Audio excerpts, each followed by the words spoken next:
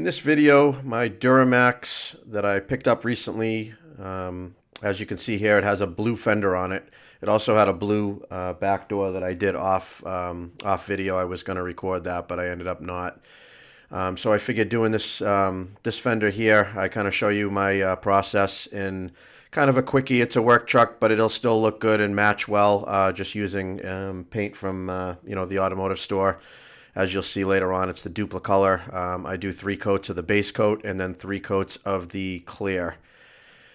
As you see when it's done, it's pretty shiny and looks really good. But what happens usually with this paint, and it did probably 9 out of the 10 times I've used it, is once it dries, it actually isn't near as glossy. It kind of turns like a little bit of a hazy, foggy.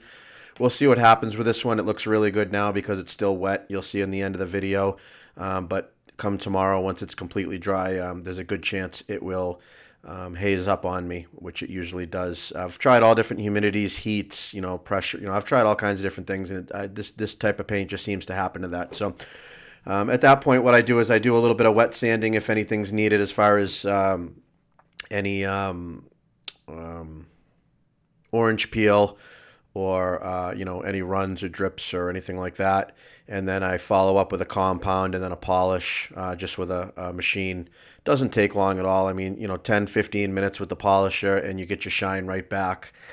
You could just polish it as it is, or you can, like I said, spend a little extra time and work your way up to, a 2000 or so grit sandpaper before you run the compound on it, and that will actually smooth the finish first, and then you get your shine back. So I do 3 coats, 3 pretty heavy coats, as you'll see in the video, with the clear coat, just because I want to have a good amount of layer there. Even if I burn through the clear coat to the base coat, it would still shine, because the base coat does have a shine to it as well. But there's plenty on there where for the small amount of work I'm going to do to it to get it to look like the rest of it.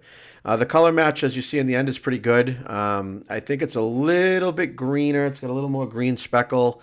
Not horrible. You have to kind of be looking for it to notice it. But for the most part, for $20, it's like $10 a can.